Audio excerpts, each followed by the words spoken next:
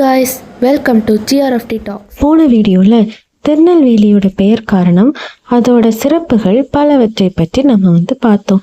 அந்த வீடியோவை பார்க்க மிஸ் பண்ணவங்க டிஸ்கிரிப்ஷனில் இருக்க லிங்கை கிளிக் பண்ணி மறக்காமல் பாருங்கள். இந்த மாதிரி வீடியோஸ் நிறைய பார்க்கறதுக்காக ஸ்டே டியூன்ட்.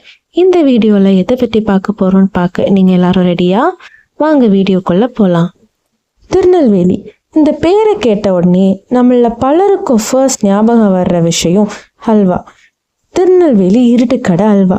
இது ஒரு சாதாரண ஸ்வீட் இல்லை. இதுக்கு பின்னால ஒரு குட்டியா ஒரு ஸ்டோரி இருக்கு. என்ன தெரியுமா? பல வருடங்களுக்கு முன்பு வட இந்தியாவிலிருந்து வந்த இனிப்பு கலைஞர்கள் திருநெல்வேலியில தங்கி இருந்தாங்க. அவங்க கொண்டு வந்தது ஒரு ரெசிபி மட்டும் இல்லை, அது ஒரு சிறப்பு கலை. கோதுமையை நீரில் ஊற வைத்து அதிலிருந்து பால் எடுத்து அதை நெய் மற்றும் சர்க்கரையுடன் மெதுவாக பல மணி நேரங்கள் கிளறி தயாரித்தாங்க. ஆனா ஹல்வாவின் உண்மையான ரகசியம் ஒரு பொருள்ல தான் இருக்கு. அது தாமிரபரணி நதி தண்ணீர். தாமிரபரணி தண்ணீரின் தன்மை இந்த ஹல்வாவுக்கு ஒரு தனி மென்மையும் ஒட்டும் இனிப்பான அமைப்பையும் கொடுக்கிறது. அதனாலதான் பல இடங்கள்ல ஹல்வா செய்தாலும் திருநெல்வேலி அல்வா மாதிரி ருசி வராதுன்னு சொல்லுவாங்க. பிறகு ஒரு சிறிய கடையாக தோன்றியது. மாலை நேரத்தில் மட்டும் திறக்க ஆரம்பித்தது. அந்த கடையில சூடா வெளியே வரும் அல்வாவுக்காக மக்கள் நீண்ட வரிசையில் காத்திருந்தாங்க.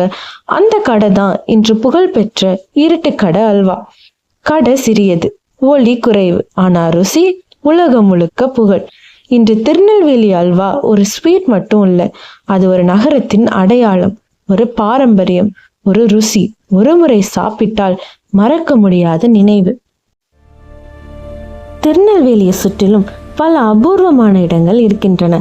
அவற்றில் ஒன்றுதான் மணிமுத்தாறு அணை மற்றும் அதோட அருவிகள். இன்னொன்று என்ன தெரியுமா?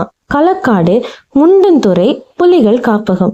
இது இந்தியாவோட ஒரு பழமையான டைகர் ரிசர்வ் பகுதிகளில் ஒன்று. இங்க மலைக்காடுகள், அரிய விலங்குகள், மரபு வாழ்வியல் இவையெல்லாம் இங்க உயிரோட இருக்கின்றன அப்படின்னு சொல்றாங்க. திருநெல்வேலி ஒரு பெரிய மெட்ரோ சிட்டிலாம் இல்லை, ஆனா அதுக்கு வேற மாதிரி ரிதம் இருக்கு.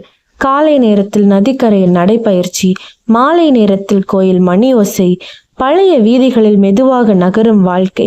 இந்த நகரம் வேகமாக ஓடவில்லை, ஆனா நூற்றாண்டுகளாக நின்று கொண்டே இருக்கிறது. திருநெல்வேலி ஒரு நகரம் மட்டும் இல்ல, மலை, நதி, மனிதன் மூன்றும் சேர்ந்து எழுதிய ஒரு நீண்ட கதை. அதை புரிந்து கொள்ள வரலாறு படிக்கணும்னு அவசியம் இல்லை. ஒரு முறை இந்த மண்ணில் நடந்து பாருங்க, அப்போதான் புரியும் ஏன் இந்த நகரம் இன்னும் காலத்தை கடந்து நிற்கிறது என்று. இந்த ஸ்டோரி உங்களுக்கு ரொம்ப இன்ட்ரெஸ்டிங்கா இருந்திருக்கும்னு நினைக்கிறேன். இந்த மாதிரி வீடியோஸ் நிறைய பார்க்கணும்னா stay tuned on Tuesdays and Fridays. And மறக்காம சேனலை லைக் பண்ணுங்க, ஷேர் பண்ணுங்க, சப்ஸ்கிரைப் பண்ணுங்க, மறக்காம அந்த பெல் பட்டனை தட்டிட்டு போங்க.